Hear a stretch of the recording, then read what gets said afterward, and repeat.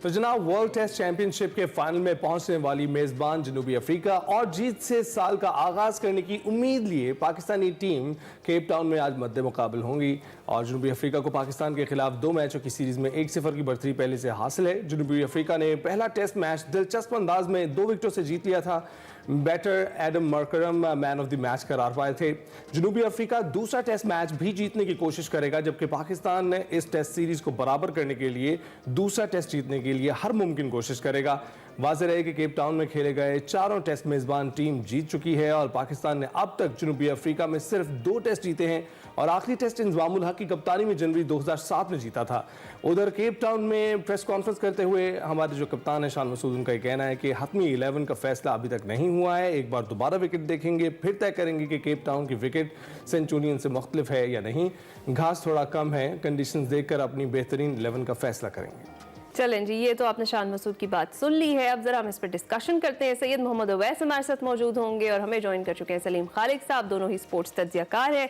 सबसे पहले तो जी अस्सलाम वालेकुम एंड गुड मॉर्निंग आप दोनों को। सलीम खालिक साहब, क्या लग रहा है, कंफ्यूज है पाकिस्तानी, प्लेइंग 11 का ऐलान ही नहीं कर रहे आज का क्या पिच की कंडीशंस देखकर ऐलान करने का कहा है शान मसूद ने? तो जी बिल्कुल कंफ्यूज हैं इस वजह से, जैसे आपने बताया प्लेइंग 11 का ऐलान नहीं किया, वरना तो 2 दिन पहले भी कर चुके हैं इसी टूर में एक दिन। और अभी शायद ये सोच रहे हैं कि 4 पेसर्स के साथ ही उतरे मैदान में, मीर हमजा को लेफ्ट आर्म को खिलाएं या स्पिनर को खिलाएं। देखिए, एक दिन पहले शान से पहले सलमान अली आगा ने प्रेस कॉन्फ्रेंस की थी, उसमें उन्होंने बोला था पिच से स्पिन को मदद मिल सकती है। और कल जो शान की बात है, थोड़ा बहुत उन्होंने भी इस तरह का बोला। हालांकि यही केप टाउन है, यहाँ पिछले साल इंडिया ने साउथ अफ्रीका को 55 रन पे आउट किया था। पहली इनिंग में सिराज ने 6 आउट किए थे, दूसरी इनिंग में बुमराह ने, और इंडिया ने मैच जीत लिया था। यानी पिच तो रिवायती तौर पर ऐसी है, तेज पिच है। और मुझे कल किसी ने बताया था कि शोएब अख्तर ने भी कोई ऐसा स्टेटमेंट दिया है कि भाई ये तो सेंचुरियन से भी खतरनाक पिच है। तो अब देखते हैं, मेरे ख्याल में शायद 4 पेसर्स के साथ ही पाकिस्तान मैदान में उतरेगा, लेकिन पहले बैटिंग ना आए, बस हमें ये दुआ करनी चाहिए। और टॉस का हमेशा की तरह बड़ा इम्पोर्टेंट रोल होगा। और पाकिस्तान ने पहला मैच तो चलो फाइट तो अच्छी की थी, लेकिन अब बहुत हो गया, फाइट अच्छी की, हार गया, अब जीतना भी चाहिए। बिल्कुल बिल्कुल, और एक नए माइंडसेट के साथ जो है आपको उतरना चाहिए नए मैच के लिए। तो अवैस, आप क्या सोचते हैं, ये जो एकदम से किसी हद तक टीम तय पा चुकी थी और अब रोका गया है, दोबारा टीम का ऐलान किया जाएगा, तो आपको लगता है जनूबी अफ्रीका में जो 3 तब्दीलियां आई हैं ये उसकी वजह से हो सकता है कि कौन से खिलाड़ी सामने खेलने वाले हैं पिच को देखने की बजाय? देखिए, अगर इससे पहले आप बात करें साउथ अफ्रीका में जो टेस्ट मैच सीरीज किया, स्पेसिफिकली केप टाउन की अगर आप बात करें, केप टाउन की विकेट के ऊपर पाकिस्तान ने जो 4 मैचेस पिछले खेले हैं, चारों के चारों की शिकस्त उनको हुई है। ये थोड़ा सा ट्रेडिशनली केप टाउन की जो विकेट है ये different as compare to South Africa wickets की बात करते हैं, जहां पर आपको पता है पेस और बाउंस आपका नजर आता है। यहाँ पर ये मौसम क्योंकि थोड़ा डिफरेंट है, यहाँ बारिशें कम होती हैं, लाइवली ग्रास होता नहीं, ये टर्निंग ट्रैक है। बड़ा एक मेरे लिए भी सरप्राइजिंग होता है, क्योंकि जब आप बात करते हैं साउथ अफ्रीका की, आपको बाउंसी विकेट्स ज्यादा नजर आती है, लेकिन ये टर्निंग ट्रैक है, यहाँ पर स्पिन को ज्यादा फैसिलिटेट करता है। लेकिन देखने वाली बात है कि विकेट कैसे तैयार की जाएगी। बेशक वो फाइनल्स के लिए क्वालिफाई कर चुके हैं, लेकिन उनकी पूरी कोशिश होगी कि वो स्ट्रॉन्ग पाकिस्तान टीम के ऊपर आए। अब पाकिस्तान टीम का थोड़ा सा अगर मैं मौजना करूं इस पूरे टेस्ट मैच के अंदर, जो पिछला हम खेले, सबसे बड़ा जो इस वक्त आपको पता है जिम्मेदारी हो, चाहे प्रेशर सिचुएशन की बात करें, वो आपके उसके ऊपर है, शान मसूद के ऊपर है, क्योंकि कंटिन्यूसली मैं कहूंगा कि वो फ्लॉप हो रहे हैं as a batting, as a batsman और एज अ कैप्टन की अगर आप बात करें।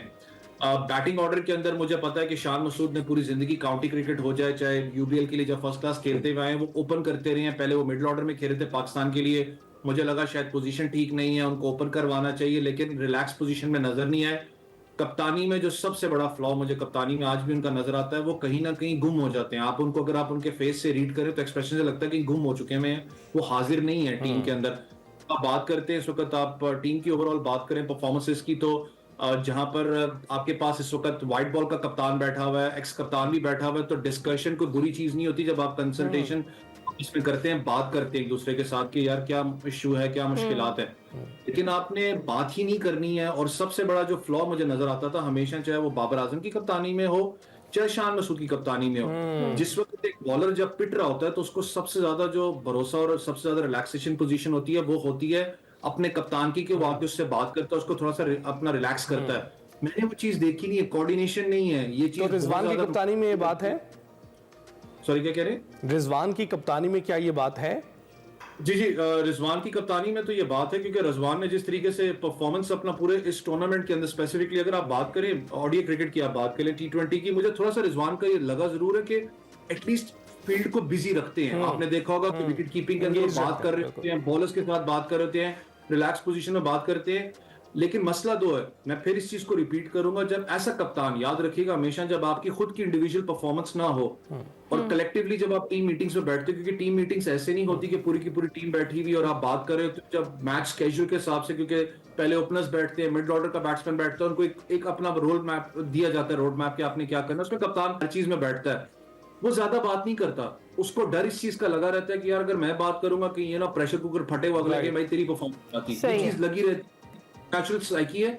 लेकिन शान को लिटरली मैं आज भी एक्सपेक्ट करता हूं कि अल्लाह करे वो अच्छा परफॉर्म करें, अच्छा प्रोस्पेक्ट जरूर नहीं है, लेकिन जो उनकी परफॉर्मेंस है वो लिटरली, अब आपको पता है आहिस्ता आहिस्ता खबर उठने लग पड़ी है कि क्या वो डिजर्व करते हैं पाकिस्तान की कप्तानी या नहीं करते। ठीक है। अच्छा सलीम खालिक साहब, कुछ तब्दीलियां जो हैं वो एक्सपेक्ट की जा रही हैं हमारी टीम में भी, और जिस तरह से जनूबी अफ्रीका है उसने प्लेइंग 11 में 3 तब्दीलियां की हैं। केशव महाराज की वापसी होगी टीम में, और हमें यही कहा जा रहा है कि आमिर जमाल को ड्रॉप करके मीर हमजा को शायद खिलाया जाएगा। तो इसके पीछे आमिर जमाल की जो वो पिछली परफॉर्मेंस थी वही रीजन है, या पिच को देखते हुए डिसाइड किया गया है कि मीर हमजा उनसे ज्यादा अच्छा परफॉर्म कर पाएंगे? नहीं, ये जो आप बता रही इनिशियल ये रिपोर्ट थी कि ऐसा होगा, लेकिन जो शान मसूद ने बाद में प्रेस कॉन्फ्रेंस की उसमें उन्होंने आमिर की बड़ी तारीफ की, और जिस तरह से वो तारीफ कर रहे थे उससे यही लग रहा था कि शायद वो उनको खिलाएं, या वही बात कि अभी तक फैसला ही नहीं हुआ कि क्या करना है, स्पिनर को लेकर आना है या फिर पेसर को, एक मीर हमजा को लेकर आना है। तो देखिए, जब आप हार रहे हो और इस तरह की चीजें हो रही हो तो एक तरह से जहन में तो ये सवाल होता ही है, जिस तरह शान की कैप्टनसी पे अब सब सवाल उठने लगे हैं। हालांकि इन्हीं शान की कैप्टनसी पे इंग्लैंड को हमने हराया यहाँ पे, उस वक्त कहा गया कि चलो पिच ऐसी बनी। साउथ अफ्रीका में तो कितने बड़े बड़े कप्तान गए, कोई भी नहीं जीत पाया।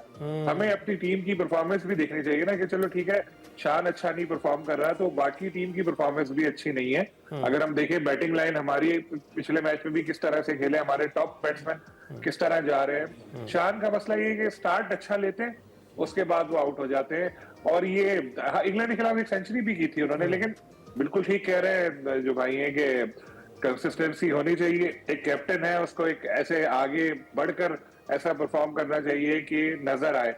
लेकिन हमारे पाकिस्तान में मसला यही है कि जिसको भी आप कैप्टन बनाते हैं वो फिर अपने ऊपर कैप्टनसी का ज्यादा बोझ ले लेता है, उसकी इंडिविजुअल परफॉर्मेंस जो है जी, जैसे सरफराज का आपको याद होगा कि सरफराज जो है, कैप्टन सरफराज जो था, जब तक जीतता रहा तब तक उसकी इंडिविजुअल परफॉर्मेंस पे किसी की नजर ही नहीं थी, और वो अपनी टीम को ज्यादा फोकियत देते थे। जब टीम हारी तो लोगों को नजर आया यार इतना अरसा हो गया सरफराज ने स्कोर नहीं किया, ये इसके स्टैट्स हैं, वो बाहर हुए। बाबर को बहुत बड़े परफॉर्मर है, बाबर को एडवांटेज रहा इसका, लेकिन उनके दौर में ये हुआ कि हम लोगों ने नए प्लेयर्स वगैरह को बिल्कुल आते नहीं देखा। अब नए प्लेयर्स वगैरह आना शुरू हुए, जब आके बाय उन्होंने कॉन्फिडेंस दिया और सब मिलके काम कर रहे हैं। लेकिन होता यही है कि कोई भी कैप्टन आए थोड़े अरसे बाद फिर हमको वो बुरा लगने लगता है, और जाहिर है उसकी वजह नताइज ही होते हैं। नताइज अच्छे नहीं होंगे तो जाहिर है बुरा बोलेंगे। लेकिन अब आगे वेस्ट इंडीज की भी सीरीज है, ये टेस्ट भी है, वो 2 उसके बाद मेरे ख्याल है शायद फिर अगर उसमें भी परफॉर्मेंस अच्छी नहीं रही टीम की और शान की, तो फिर शायद कैप्टनसी में कुछ आगे सोचना पड़े। बिल्कुल ठीक। अवैस, आप बताइएगा कि हमारे किस खिलाड़ी को चाहिए कि वो अपने लिए खेले, अपनी इनिंग्स के लिए खेले, और किसको चाहिए कि वो क्रिकेट टीम के लिए खेले? क्योंकि आपको याद है इंडियन टीम में कभी ये कॉम्बिनेशन होता था, कुछ उसके खिलाड़ी ऐसे थे जो, जिस तरह सचिन तेंदुलकर थे, राहुल द्रविड़ थे, जो अपनी इनिंग्स खेलते थे तो टीम को फायदा होता था, और उसके बाद कुछ ऐसे खिलाड़ी भी आए जो मैच विनिंग खिलाड़ी थे, जो टीम के लिए खेलते थे। विराट कोहली को हमने देखा, फिर उनके युवराज सिंह थे जो टीम के लिए खेलते थे तो मैच जीते थे। तो हमारी टीम में इस वक्त कुछ ऐसे खिलाड़ी मौजूद हैं जिनमें से कुछ को टीम के लिए खेलना चाहिए और कुछ को अपनी इनिंग्स के लिए खेलना चाहिए। कौन कौन से खिलाड़ी हैं? देखिए, पाकिस्तान टीम का सबसे बड़ा जो मसला है वो आपकी बैटिंग ऑर्डर का है। चाहे आप ओपनिंग डिपार्टमेंट की बात करें, अगर आप ओपनर्स की बात करें तो चलें, एक तो हिंद ने अबूर किया। अगर आप इससे पहले देखें, जो इस टेस्ट मैच से पहले की बात कर रहा हूं, 22 इनिंग्स थी या 21 इनिंग्स थी, उसके अंदर जो ओपनिंग स्टांस था किसी भी ओवरसीज टीम का यहाँ पर विजिट करने का, वो 16 या 17 रन का था। पाकिस्तान ने कम से कम उसको तो हिंसा को अबूर किया, शायद 35 का किया था, 36 का किया था। जिस वक्त ऐसा ओपनर आप जाते हो हमेशा, तो ऐसा कैप्टन आपके दिमाग में एक चीज जरूर होती है कि आप दोनों चीजों को देखते हो, क्योंकि हमेशा कहते हैं ना रोटेट द स्ट्राइक बड़ी इंपॉर्टेंट होती है, लेकिन एक रोड मैप आप लेके जाते हो। साइम अयूब की बात करूं, वो है स्ट्राइकर, उसकी कोशिश होती है कि मैं तेज रन्स करूं, बाउंड्रीज जल्दी निकालूं, क्योंकि उसका एक प्ले ऑफ डिमांड है, वही खेलेगा वो। अगर आप उसको चेंज करने जाओगे तो मैं बैठ के भी क्रिटिसाइज करूंगा, सलीम भाई हैं या आप, हम सब हैं, हम क्रिटिसाइज करेंगे यार वो आखिरकार क्या रहा है कि उसका पूरा का पूरा रोड मैप क्यों चेंज किया गया है। इसलिए कोशिश ये होती है कि आप साइम अयूब को अपनी नेचुरल गेम खेलने दो। ऐसे शान मसूद आपको ज्यादा पसंद है कि आप रोटेट द स्ट्राइक करो कि यार एक साइड से मैं बचाता हूं, तुम दूसरी साइड से अपना जाके अपनी नेचुरल गेम खेलो, यही रोड मैप आपका होता है। मिडिल ऑर्डर के अंदर आप बात करें, बाबर आजम आपको पता है पिछली उन पे बहुत ज्यादा बात भी होती है, चाहे 2 सेकंड 3 सेकंड के लिए कैमरा लगे, कमेंटेटर्स भी बात करते हैं कितनी इंपॉर्टेंट विकेट है, लेकिन बहुत ज्यादा अभी आप कंसिस्टेंसी अगर आप देखो तो वो बड़े स्कोर नहीं कर पा रहे, जो कि बाबर आजम से एक्सपेक्टेड है सबको। बल्ला भी चेंज कर लिया, अल्लाह करे कि इस दफा रन जोन के उगले आज के टेस्ट मैच के अंदर बड़ा इंपॉर्टेंट होता है, उसके ऊपर भी सबकी नजरें जिस पोजीशन पे वो खेल रहे हैं। आपको पता है ये डिबेट भी हो रही थी, हमारे शो में बाजिद खान बैठे थे, वो कह रहे थे कि यार कामरान गुलाम उस पोजीशन पे आ सकता है, बाबर को आप मिडिल में लेके आ सकते हो, क्योंकि कामरान गुलाम ने केपी के लिए और डोमेस्टिक के लिए पूरी जिंदगी उसी पोजीशन पे खेला, तीसरे नंबर पे अगर हम बात करें। लेकिन अच्छी बात है कि वो अडेप्टेबल हो चुका है, जिस भी पोजीशन पे आप खिलाते हो आपको नजर आता है कि वो कंडीशंस को अडेप्ट कर लेता है और वो खेलता हुआ नजर आपको आता है। मिडिल ऑर्डर आपका जो है उसको सस्टेनेबल होना पड़ेगा। जब आप बात करते हैं टेस्ट क्रिकेट की, तीसरी चौथी इनिंग्स इतनी इंपॉर्टेंट आपके लिए होती है। पाकिस्तान का जो ट्रैक रिकॉर्ड है वो हमेशा बड़ा बुरा रहा है हमारा, चाहे हमने स्कोर करना हो चाहे हमने चेस करना हो, हमारी टीम कहीं ना कहीं लड़खड़ा जाती है। लेकिन जो आपने बॉलिंग यूनिट की बात की थी, देखिए आप हंटिंग इन पेयर्स की बात करते हो हमेशा, ऐसा फास्ट बॉलर आपके पास इस वक्त बड़ा एक जबरदस्त बात थी, 15 ओवर्स का स्पेल लगातार करना आसान चीज नहीं है। पता लगता है कि लंबे रेस का घोड़ा है। अब्बास की बात करो, उसको बहुत ज्यादा लोग क्रिटिसाइज करते हुए कि पेस नहीं है, ये नहीं है। अगर 140 होता तो लिटरली अनप्लेबल था, लेकिन इस पेस पे भी वो अनप्लेबल है जिस तरीके से बॉल करवाता रहा है। मुझे खुद आज लगता है, खुरम शहजाद की बात करें, आपको उन्होंने आउट जरूर किया, थोड़ा सा फटीग कैरी कर रहे हैं, आपको 100% फिट नजर नहीं है, लेकिन नसीम शाह टेरवे क्विक जब आप बात करते हो टेस्ट क्रिकेट के अंदर, नसीम शाह जरूर 145 को टच करते थे।